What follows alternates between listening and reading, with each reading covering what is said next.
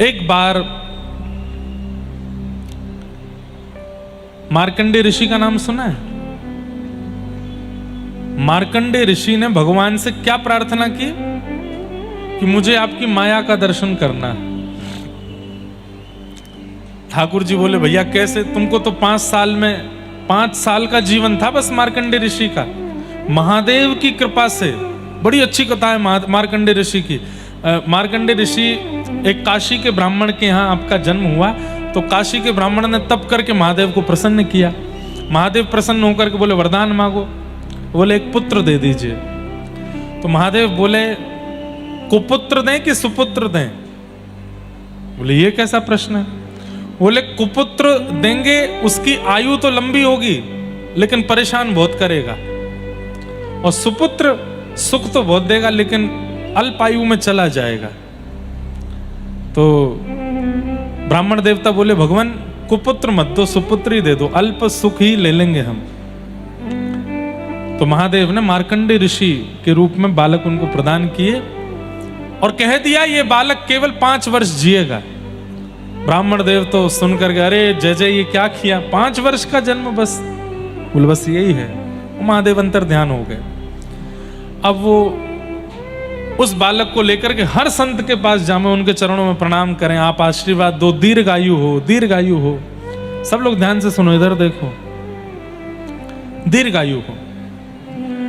एक बार काशी की गलियों में लेकर के ब्राह्मण अपने बालक को घूम रहे थे, तब सप्तऋषि आए। सप्तऋषि कौन है? महादेव के प्रथम 7 शिष्य ही सप्तऋषि हैं। अचानक से वे सप्तऋषि आ गए और ब्राह्मण देवता ने अपने बालक को उनके चरणों में बोले आप इसको आशीर्वाद दो।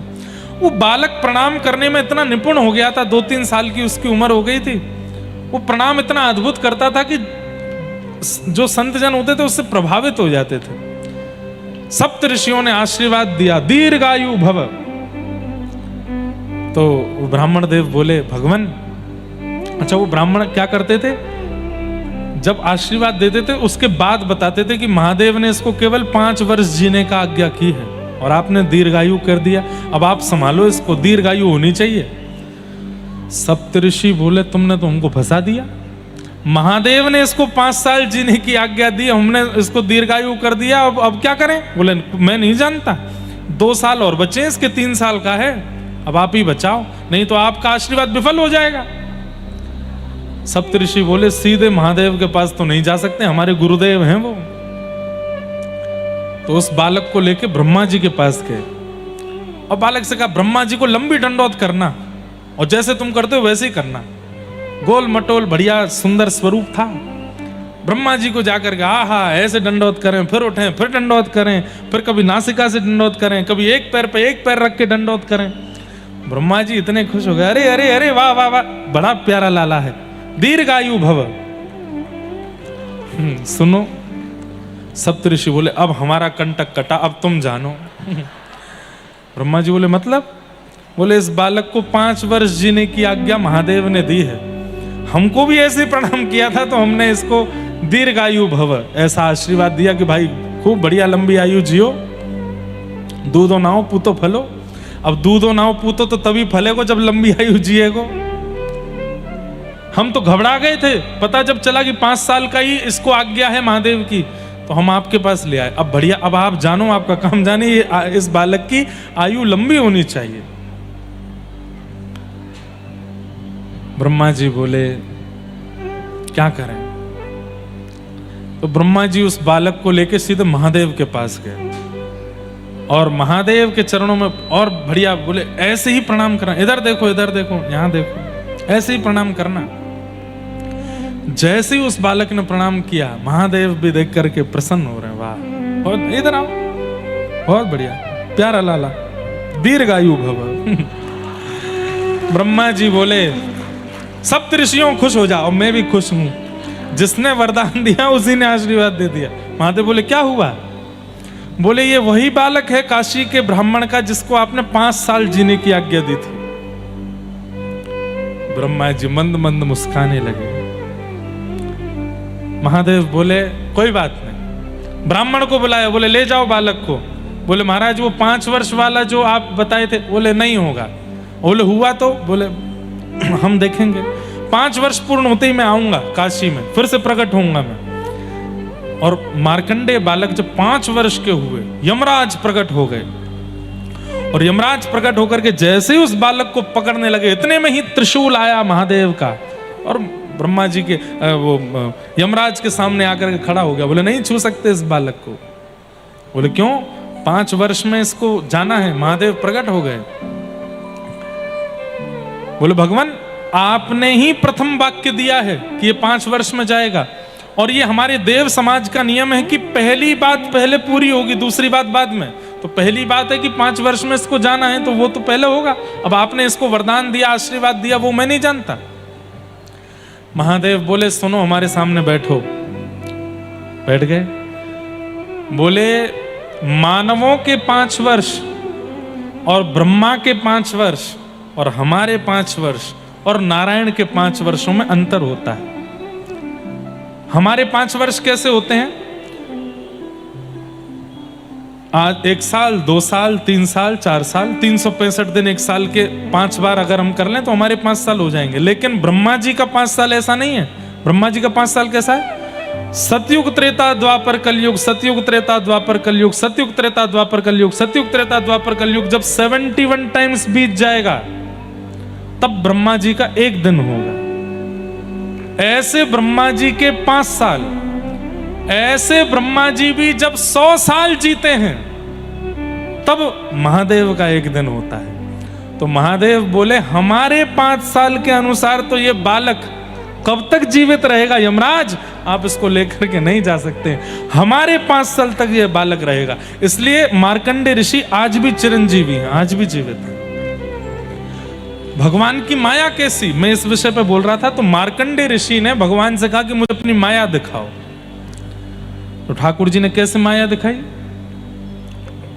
मार्कंडेय ऋषि अपने आश्रम पर बैठ करके हवन कर रहे थे, ओम भू स्वाहा, और जैसे ही समिधा छोड़ी उसी समय उनके नेत्रबंद हुए, और नेत्रबंद होते ही आश्रम तो अंतर्ध्यान होगा, सामने से लंबी चौड़ी लहरें आ रही हैं, समुद्र में तूफान आ रहा है, प्रलयकालीन समुद्र हो रहा है, आकाश से हाथी के सूंड के समान बूंदें गिर रही हैं, पृथ्वी चटक चटक करके जगह जगह से प्रलयकालीन समुद्र में डूबती जा रही है, सब नष्ट हो गया। एक लहर देखी जो हिमालय की सबसे ऊंची चोटी के ऊपर से आ रही है, पूरा पृथ्वी प्रलयकालीन समुद्र में डूब गई। लेकिन तभी क्या देखते हैं? सब मर गए, अकेले मार्कंडेय ऋषि बचे हैं। तभी एक वट वृक्ष का पत्र बहता हुआ आया, और उस पर नन्हे से गोपाल जी अपने पैर के अंगूठा को पी रहे हैं। करार बिंदेन पदार बिंदम मुखार बिंदे विनिवेशयन्तम वटस्य पत्रस्य पुटे शयानम बालम मुकुंदम मनसा स्मरामि। श्री कृष्ण गोविंद हरे मुरारे नाथेति नामानि मुहुर्वदन्ति। हे नाथ नारायण वासुदेव जिह्वे पिबस्वामृतमेतदेव गोविंद दामोदर माधवेति। भगवान आपकी माया अद्भुत है, अद्भुत है। और ये पूरी माया, इस बीच में मगरमच्छ के पेट में भी वो चले गए थे, मछली भी उनको निगल गई थी, और जाने क्या क्या उन्होंने देखा। इसी बीच में हजारों साल की वो तपस्या भी कर आए, इसी बीच में लाखों वर्ष वो हिमालय पर भी रहा है, और इसी बीच में उन्होंने प्रलय भी देख लिया। और सब कुछ देखने के बाद भगवान ने आशीर्वाद दिया, देख ली हमारी माया? बोले हाँ देख ली। और जैसे ही चुटकी बजाई ठाकुर जी ने, तो कहां पहुंचे? अपने ही आश्रम में वो समिधा छोड़ रहे, ओम भू स्वाहा। एक क्षण के लिए आंख बंद हुई, इतने में तो सालों की तपस्या, हिमालय की यात्रा, समुद्र का प्रलय सब देख करके वापस भी आ गए। घबरा गए मार्कंडेय ऋषि, बोले नाथ अब नहीं देखना, देख लिया आपकी माया। कलिकाल में एक भक्त ने जगन्नाथपुरी में प्रार्थना की, मुझे आपकी माया देखनी है, जगन्नाथ भगवान से।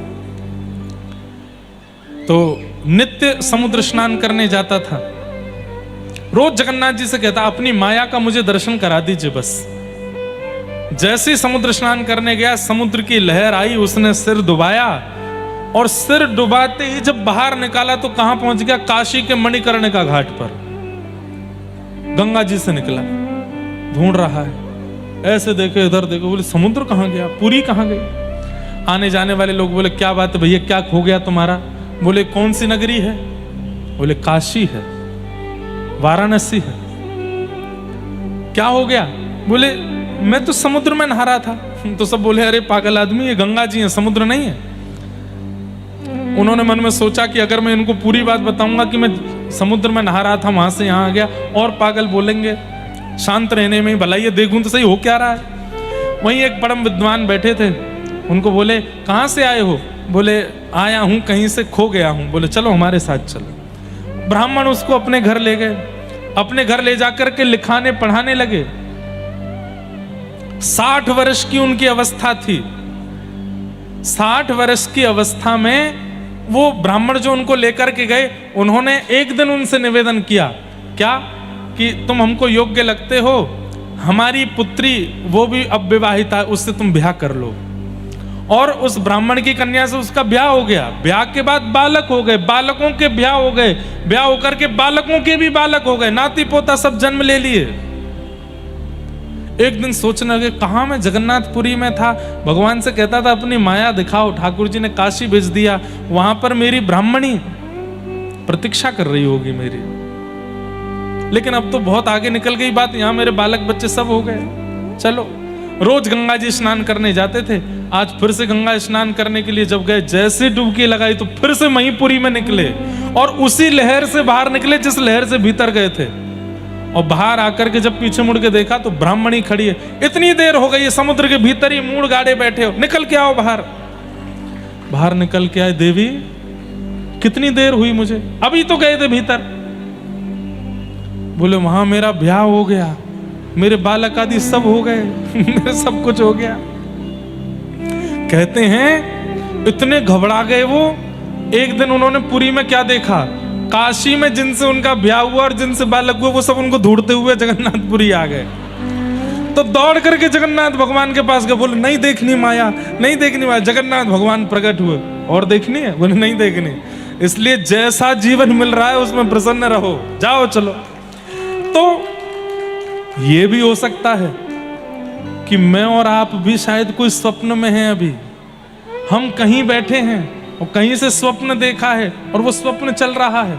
और यही होता है, पता है, मृत्यु के बाद किसी किसी को ऐसा लगता है कि मैं वैकुंठ में बैठा था, मैंने आंख बंद करी थी, पृथ्वी पर जाकर के ब्याह कर आया, बच्चे कर आया, इतना सब कुछ बना बनू के दोबारा अभी अभी आंख खुली है मेरी।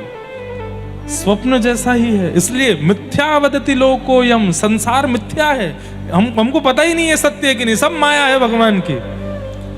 मैं भी मैं हूं ये इस बात का प्रमाण नहीं है, मैं शायद कोई और हो सकता हूं, कहीं और का हूं, ठाकुर जी की माया के कारण यहां घूम रहा हूं। अब ज्यादा इसमें पढ़ना नहीं तो सबको वैराग्य आ जाएगा, लेकिन ये सब माया है। ठाकुर जी की माया बड़ी विचित्र। सक्टासुर का भगवान ने वध किया। सक्टासुर के वध के बाद धीरे धीरे ठाकुर जी 1 साल के हुए, भगवान का नामकरण संस्कार हुआ। 1 वर्ष के लाला हुए, नामकरण हुआ ठाकुर जी का कृष्ण। गर्गाचार्य जी ने आकर के भगवान का नाम कृष्ण रखा। धीरे धीरे लाला बड़े हुए, चोरी करने लगे हैं। अब 3 बरस के ठाकुर जी हो गए। एक संस्था बनाई है, बाल गोपाल चौर प्रचार प्रसार मंडल। और इनका काम क्या है? बोले घर घर गोपियों के जाते हैं और वहां से जाकर के चोरी करके आते हैं। क्यों करते हैं चोरी? क्योंकि ब्रजवासी इन सब के ऊपर कंस ने एक कर लगा रखा है कि कोई भी व्यक्ति अपने घर में अधिक संख्या में दूध, घी, दही, मक्खन नहीं रख सकता, सबको मथुरा भेजना पड़ता है। इसलिए ठाकुर जी ने मन में विचार किया कि कंस के पास जावे उससे अच्छा हम ही चुरा के खा जाएंगे। सब ब्रजवासियों के साथ जाकर के ठाकुर जी चोरी कर करके खा जाते हैं। ऐसी मधुर लीला वृंदावन में कर रहे हैं। एक दिन मैया की मटकी फोड़ दी, सो मैया ने ठाकुर जी को ऊखल से बांध दिया। भगवान खिसक खिसक करके गए, 2 वृक्षों के बीच से जब निकले, 2 वृक्षों का स्पर्श होते ही नल कुंवर मणिग्रीव प्रकट हो गए। भगवान की स्तुति गाई, भगवान ने उनको मुक्त किया। 2 वृक्षों को लाला के इर्द गिर्द गिरा हुआ देख करके यशोदा मैया ने निर्णय ले लिया कि अब हम गोकुल में नहीं रहेंगे, और सब ब्रजवासी वृंदावन को चले गए।